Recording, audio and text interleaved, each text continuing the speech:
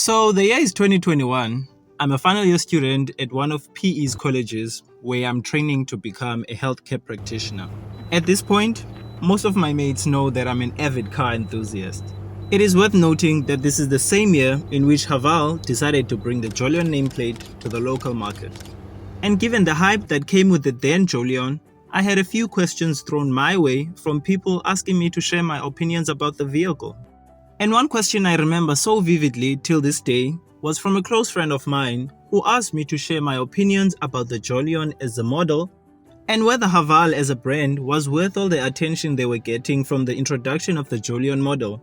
I guess a lot of people were still trying to wrap their heads around whether the Chinese brand was worth the trust of local car shoppers and whether their products were good enough to stand the test of time.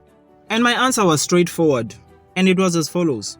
If back then I was in a position of purchasing the Jolion, I would have just went right ahead and bought it. Part of the reason I felt so strongly about the Jolion was because, at the time, you couldn't get into any SUV for 299,000 rands. But with the Haval Jolion, you did.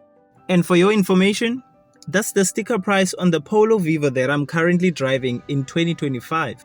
Fast forward to June of 2024, they went and gave their Jolion range a few cosmetic updates and changed the naming structure a bit. So what we have here is the Haval Jolion Pro. In this case, it's in its base spec, the 1.5 turbocharged premium derivative. Anyway, let's get into this week's video so I can tell you all about it.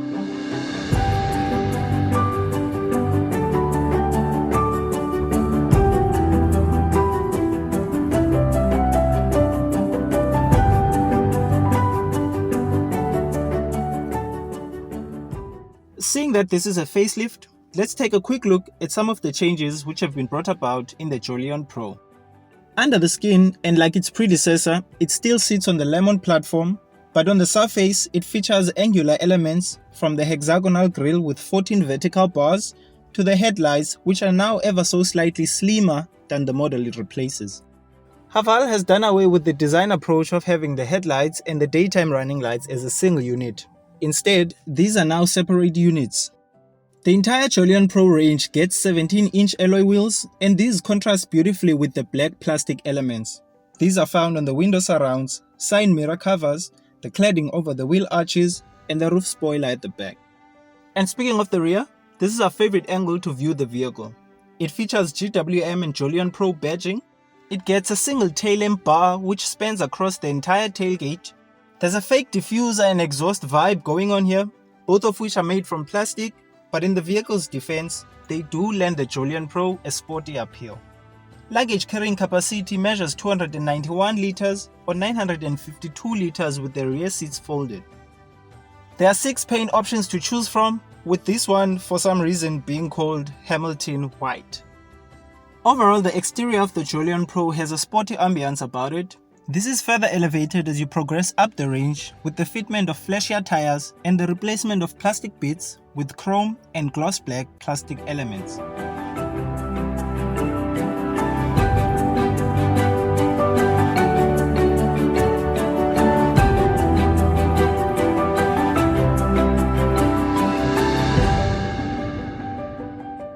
Keyless entry for easy access into the cabin is standard across the range.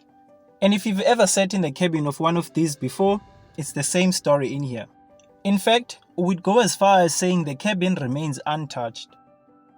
The layout is both clean and functional, and even in the space spec, it still feels pretty upmarket in here.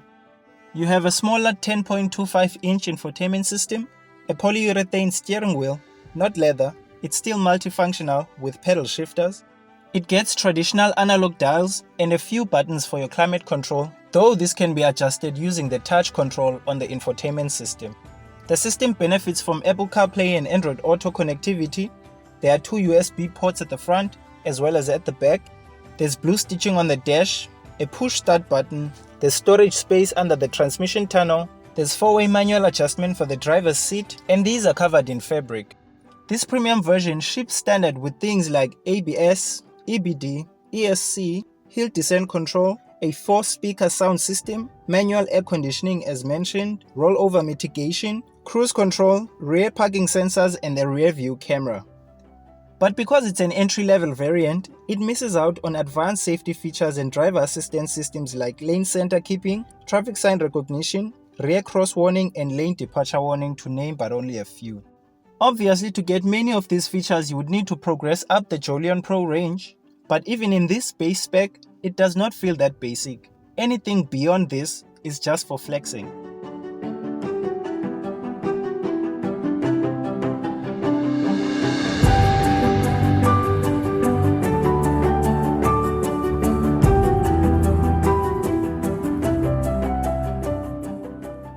As we've mentioned already, this is the base 1.5T premium derivative.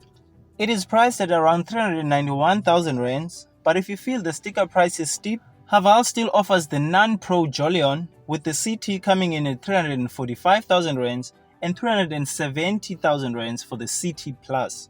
It is worth noting that the entire Jolion range, including the Pros, they're all powered by the same 1.5 turbocharged 4-cylinder petrol engine with power outputs of 105 kilowatts, 130 kilowatts, and 140 kilowatts for the flagship hybrid electric vehicle. Our example here is fitted with the 105 kilowatt, 210 Newton meter engine, which is married to a 7-speed dual clutch transmission. The manufacturer claims an 8.1 liters of fuel consumption per 100 kilometers. And it offers 4 driving modes, that is standard, eco, sport, and snow.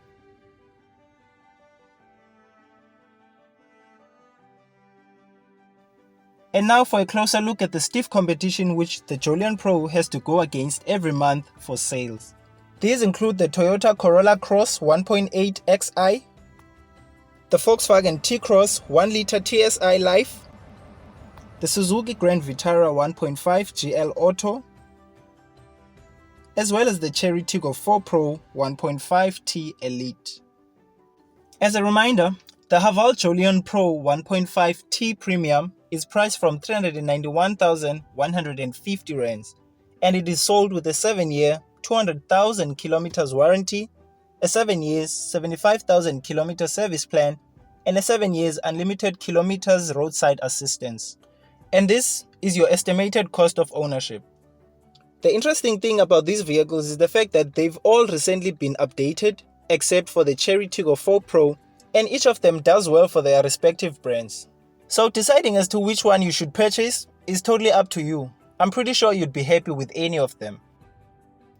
And that is it for the review of the Haval Jolion Pro. For our next review, we'll be taking a closer look at the big dog. We'll see you then. Take care.